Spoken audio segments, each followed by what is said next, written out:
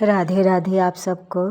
तो सुबह उठते ही घर में 5 से 10 काम हर महिलाओं को ज़रूर करना चाहिए, जो मैं आप सबको बता रही हूँ। और ऐसा करने से घर में लक्ष्मी स्थिर रूप से विराजमान हो जाती है। तो सबसे पहले हमें 4 बजे किसी भी हालत में हमें बेड छोड़ देना चाहिए 4 बजे। और जब 4 बजे जब हम बेड छोड़ें तो सबसे पहले हमें बाहर निकलना है और आसमान को देखना है, ऊपर के तरफ हमें देखना है। देखने के बाद धरती उठे तो धरती माँ को प्रणाम करें, फिर आसमान को देखें। आसमान को देखने के बाद फिर ईश्वर को धन्यवाद दें इस आज के दिन के लिए, क्योंकि प्रभु की कृपा से एक एक दिन निकलता है। प्रभु की कृपा से तो प्रभु को हमें धन्यवाद देना चाहिए। फिर धरती माँ को प्रणाम करना चाहिए। फिर सती अनसुईया देवी जो हैं उनको प्रणाम हमें करना चाहिए। माँ अन्नपूर्णा देवी को हमें प्रणाम करना चाहिए, क्योंकि माँ अन्नपूर्णा की कृपा से हमें अन्न की प्राप्ति होती है।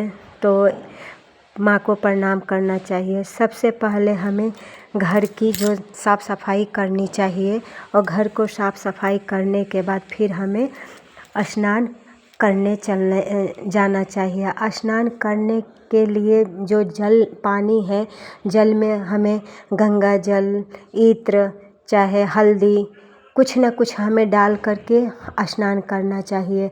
फिर स्नान करने के बाद ही फिर हमें, और ये रहा शादी का घर जो मैं बहुत मिस कर रही हूँ, ये रहे दूल्हे राजा हमारे, जो हमारे यहाँ विधि होता है इस तरह से। फिर बारात जाती है और बारात फिर जाएगी, फिर दुल्हन को सुबह अगले दिन हम दुल्हन को लेके आते हैं। तो बहुत मिस कर रही हूँ मैं क्योंकि छूट गया है मेरा। तो मंदिर में हमें स्नान करके जाना चाहिए, और सबसे पहले हमें प्रभु को घंटी बजा करके ही हमें जगाना चाहिए अपने प्रभु को। क्योंकि जब घंटी की ध्वनि जब सुनाते हैं ना, तो मैं पहले भी बताई थी कि 4 वेद गरुड़ देव जो हैं वो वेद पढ़ते हैं, और जब वेद पढ़ते हैं तो हमें तो वेद मंत्र आता नहीं है। और जब हमारे गरुड़ देव वेद मंत्र मरते हैं, क्योंकि हमारे विष्णु जो हैं गरुड़ की सवारी करते हैं, और जब गरुड़ ही हमारे घंटी के रूप में है, तो इसीलिए हमें घंटी बजा करके प्रभु को जगाना चाहिए। फिर जगाने के बाद जो हम डेली अपने नियम करते हैं, प्रभु को स्नान कराना, श्रृंगार कराना, आरती करना, उनकी नज़र उतारना, भोग प्रसाद लगाना, तो ऐसे हम विधिवती उनकी पूजा सेवा कर लेंगे। करने के बाद कितने लोग तुलसी का पूजन पहले कर लेते हैं, बाद में करते हैं, तो ये अपनी इच्छा के ऊपर है। तो पूजा घर प्रभु का कर लिए, प्रभु को जगा लिए। जगाने के बाद अब हमें अपनी देहली पूजन करना चाहिए।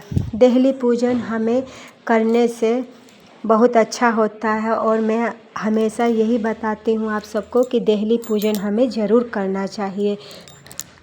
दरवाजे पर हमें ज़रूर पूजा करना चाहिए, और माँ लक्ष्मी से यही कहना चाहिए कि आओ माँ, हमेशा के लिए यहाँ विराजमान हो जाओ। आज आई हो माँ, कल भी आना, परसों भी आना, और हमेशा के लिए आना, और स्थिर रूप से यहीं पर विराजमान हो जाना। तो माँ से जब हम देहली पूजन करेंगे तो माँ से हम यही प्रार्थना करेंगे, तो माँ हमारे स्थिर रूप से घर में माँ विराजमान होती है। फिर देहली पूजन करने के बाद हमें तुलसी पूजन करना चाहिए। तुलसी जी के पास एक गाय का घी का दीपक ज़रूर जलाना चाहिए। माँ को जल धूप दीप दिखा करके, उनकी 4 बार परिक्रमा करके माँ तुलसा को प्रणाम करना चाहिए। फिर हमें आंवला वृक्ष का पूजा करना चाहिए, पीपल के वृक्ष का पूजा करना चाहिए, शमी है शमी जी का पूजा करना चाहिए। और आज मैं अपने लल्ला के साथ होली खेल रही हूँ, क्योंकि होली के रसिया का दिन शुरू हो गया है ना। तो ये देखिए उनके गाल पे पीले पीले कलर्स कितने प्यारे लग रहे हैं, सुंदर लग रहे हैं ना। और मौसम को क्या कहूँ, तो आप सब ने देखा ही होगा कि मौसम इधर कैसा है। मौसम इधर बहुत बेकार हो रखा है, ठंडी वैसे ही है, अभी भी ठंडी है। तो हमें इस तरह से अपने घर में ज़रूर करना है। 5 पौधों जो हैं पूजनीय पौधे उनको ज़रूर हमें पूजा जल देना है।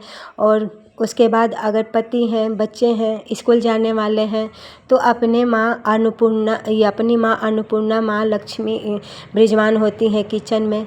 तो किचन में जा कर के हमें चूल्हा पर अगर खाना हम बना रहे हैं तो चूल्हा का गैस हम जला देंगे। जलाने के बाद अग्निदेव को प्रणाम करेंगे, उनकी पत्नी स्वाहा को हम प्रणाम करेंगे। प्रणाम करने के बाद फिर हम भोजन प्रसाद बनाएंगे। और जब ये हम भोजन प्रसाद बनाएंगे और प्रभु को भोग लगा कर के जब हम पाएंगे तो ये भोजन प्रसाद जो होगा वो हमें अच्छा ही होगा। क्योंकि बोला गया है ना कि जैसा खाओगे वैसा रहेगा मन, तो जैसा रहेगा अन्न वैसा बनेगा मन। तो इसीलिए हमें अपने घर में इस तरह से, जो भी स्त्री अपने घर में इस तरह से करती हैं विधवती, तो उनके घर से कभी भी झगड़ा कलह नहीं हो सकता है और कभी भी माँ लक्ष्मी स्थिर रूप से विराजमान हो जाती हैं। कभी भी उस घर को, देहली को छोड़ कर माँ नहीं जाती हैं। क्योंकि जहाँ घर में शांति बनी रहती है, यहाँ इतना पूजा सेवा प्रभु की होती है, वो घर छोड़ कर के माँ लक्ष्मी कभी नहीं जाती हैं। और जहाँ नारायण की पूजा होता है वहाँ तो माँ लक्ष्मी स्थिर रूप से विराजमान हो जाती हैं। क्योंकि जहाँ पति होते हैं वहीं उनके पत्नी भी होती हैं। तो इसीलिए हमें घर में इस तरह से ज़रूर पूजा करना चाहिए। और आज मैं अपने ठाकुर जी के लिए प्रसाद बना रही हूँ, जो ये सूजी से बन के तैयार होगा, अपम बोलते हैं इसको। और अभी तो बहुत सारे सब्जियां मिल जाती हैं, तो बहुत सारी सब्जियों को देख कर के मैंने अपने लल्ला के लिए प्रसाद बनाई और बहुत ही प्यारा प्रसाद बन के तैयार हुआ था। सूजी है, सूजी को सबसे पहले जब मैं पूजा करने जाती हूँ ना, उससे पहले ही मैं कुछ अपना कर लेती हूँ। क्योंकि जब पूजा करके आऊँगी तो बहुत जल्दी रहता है। क्योंकि पति को तो जल्दी नहीं रहता है, बच्चों को ही टिफ़िन वगैरह देने के जल्दी रहता है। क्योंकि मुझे प्रसाद भोग लगाना भी है, फिर बच्चों को देना भी है। तो इसीलिए मैं कुछ पूजा करने से पहले नहा करके आती हूँ। फिर प्रभु को मंगला आरती करने के बाद फिर मैं किचन में कुछ प्रभु की भी तैयारी करती हूँ और कुछ अपना इधर के भी तैयारी करके फिर मैं अस्थिर से पूजा में बैठती हूँ और प्रभु का स्नान श्रृंगार वगैरह जो करना होता है मैं कर लेती हूँ। तो यहाँ मेरे प्यारे कितनी सुंदर दिख रहे हैं ना, होली खेल के रखे हैं मेरे प्यारे। तो अभी होली का तो मौसम बसंत पंचमी से ही शुरू हो गया है, लेकिन ये फागुन का महीना लग गया। तो फागुन का महीना जो होता है हमारे प्रभु का ही है, कृष्ण जी का ही ये महीना है। ये कृष्ण के महीने, पूरा महीना फागुन का, कृष्ण हमारे होली के रसिया हैं। तो उनके साथ ना हम सबको, अपने घर में लल्ला है तो उनके साथ हमें होली ज़रूर खेलना चाहिए। या तो फूल से होली खेलें या तो थोड़ा उनके गालों को गुलाल लगा करके खेलें, बहुत अच्छा लगता है। वीडियो आपको पसंद आई हो तो लाइक ज़रूर करें।